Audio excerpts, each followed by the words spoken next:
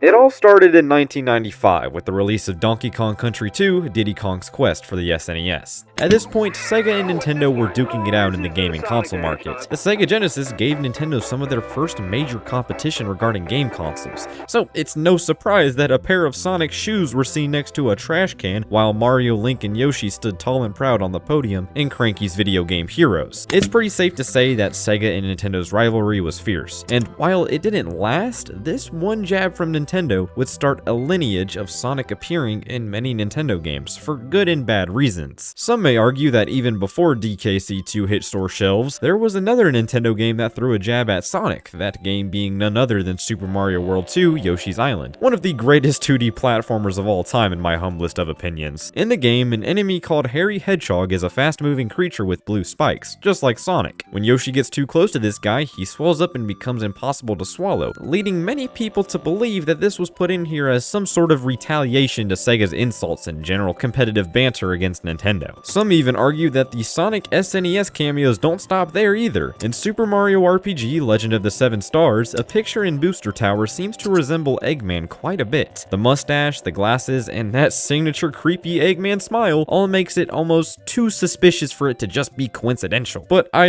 actually do think this one is just a coincidence, but who really knows? Maybe the artists on the project liked Robotnik's design and wanted to include a subtle reference in the game. All of these references are heavily symbolic of Nintendo and Sega's rivalry in the early to mid-90s. Mario and Sonic were two of the most recognizable gaming mascots, and that may still be true today. But something crazy happened. While Nintendo's consoles were still performing fairly decently with a few mishaps here and there, Sega's consoles were failing miserably, causing them to drop out of the gaming console market and go completely third-party, allowing Sonic games to start appearing on Nintendo consoles, and allowing Sonic to appear in more Nintendo games. The year was 2007, and holy shit, there's a Mario and Sonic crossover game? This is insane. Combining two of the biggest mascot platforming franchises in the entire world is mind-blowing. I mean, what could they do with this? A platforming game that combines gameplay elements from both franchises? Like maybe you'll be able to use Sonic's speed and combine it with the exploration scene in Mario games? Or hell, maybe a game that has wide open levels for you to explore while also having those linear fast levels as seen in the Sonic games. But no, I guess a sports minigame collection is fine too. Mario and Sonic at the Olympic Games remains as one of the most polarizing crossovers of all time. A series that lasted well over a decade and spanned many console generations, with new entries coming out every 2 years to coincide with that year's Olympics event. I gotta admit, having Mario and Sonic be the faces of the official Olympics video game series is still pretty cool, but the problem is that there's only so much you can do with that. At the end of the day, these games are just minigame collections where you can play as both Mario and Sonic characters. It was never anything beyond that. Sure, they changed it up over the years by adding things like Dream Events, which were minigames more based on the worlds from Mario and Sonic games, which were the highlight for me at least,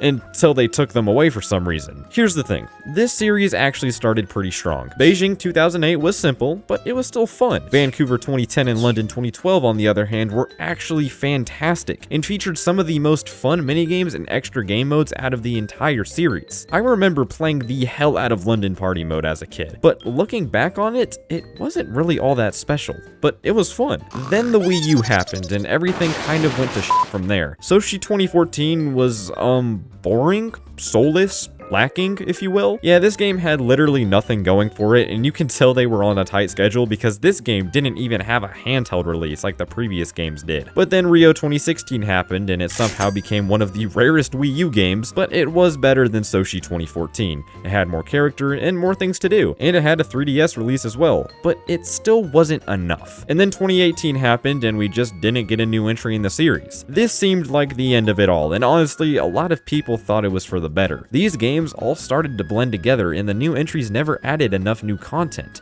So why did they come back to the series in 2020? Tokyo 2020 was one of the most bland and boring entries in the series, and thankfully, it was the last. But look, I still have a soft spot for this series, and a lot of people still thought the whole concept was pretty cool. Well, I guess not cool enough, but hey, this was still one of the most historical crossover moments in gaming history. And then there's Smash Bros, I guess. Okay, yeah, Sonic's inclusion in Super Smash Bros. Bros. Brawl still remains probably the most hype reveal in all of Smash history. Well, maybe Sora takes that award now, but back then, this was crazy. Mario's longtime rival finally made it into the biggest gaming crossover series of all time, and kept reappearing in every Smash Bros. Entry following Brawl. But looking back at it in retrospect, his inclusion does seem kind of lazy in a way. His moveset feels uninspired, as it's mainly just a bunch of variations of the spin dash when Sonic has so many other abilities and moves they could take inspiration from. And it sucks because for the most part, his moveset was never changed in future entries. He's still fun to play as, which, you know, that's kind of all that matters at the end of the day, but still, I think they could have done something else for his moveset. We also had Sonic-themed assist trophies, Mii costumes, and stages, but even though multiple other third-party franchises got multiple fighters in Smash, Sonic still is the only Sonic character you can fight with. When Smash Ultimate was revealed, everyone thought that Shadow was going to be Sonic's Echo Fighter, because it just made perfect sense. But no, he was just an assist trophy. When the DLC was revealed, everyone was sure of the fact that Eggman was going to be one of the fighters, but that also never happened, even though other villains like Sephiroth from Final Fantasy VII got added to the game as DLC. Look, it's great that Sonic is in the game.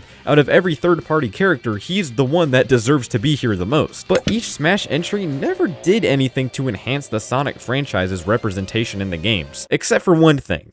Amiibo. Ah yes, toys to life. It was a pretty big concept at this time, especially with games like Skylanders and Disney Infinity making it big in the gaming scene. So naturally, Nintendo wanted a piece of that pie as well, so they created Amiibo, a series of collectible figures that when scanned on the Wii U gamepad can unlock all sorts of things in-game. And while Amiibo is still debatably going strong to this day, the release of the Super Smash Bros. Series Sonic Amiibo allowed for Sonic to appear in many more Nintendo games. In the case of Smash 4 and Smash Ultimate, scanning the Sonic Amiibo lets you fight and train your very own Sonic CPU, kind of like a Pokemon. But Smash wasn't the only game that lets you use the Sonic Amiibo, far from it. Mario Kart 8 and Mario Kart 8 Deluxe have this really cool feature that when you scan a certain character's Amiibo, you unlock a Mii Racer costume based on said character. And yes, if you scan a Sonic Amiibo, you unlock a cool Sonic-themed Mii outfit. No, you don't have a Sonic-themed car or stage, and of course, no, you don't unlock Sonic as an actual playable racer, even though that might happen in the future, but this is still a cool way to implement Amiibo functionality. Yoshi's Woolly World did something quite similar to this, as when you scanned a character's Amiibo, you would unlock a cool Yoshi skin based on that character. And I'm pretty sure nearly every Amiibo at the time was supported, so there were tons of different Yoshi costumes you can unlock. But of course, I always mained the Sonic Yoshi. Bro, he just looks so cool. And when Yoshi runs in this game, his feet turn into wheels, so with the Sonic skin equipped, it just looks very natural. But the coolest instance of Sonic Amiibo functionality, if you ask me at least, is in Super Mario Maker. In the Super Mario Bros. Style, if you tap an Amiibo, you get a cool question mark mushroom. And when you get this power-up, you turn into that Amiibo's character. And not only that, but they even have their own animations. And yes, of course, Sonic was one of the costumes you could get. This led to so many creative levels being made. Like, I remember playing Mario levels based on Sonic games, all because of the inclusion of a Sonic costume. And while it's true that it's practically only a skin of Mario, as the costumes don't have any unique abilities, this was still a really cool feature, and I have no idea why they didn't include it in Super Mario Maker 2.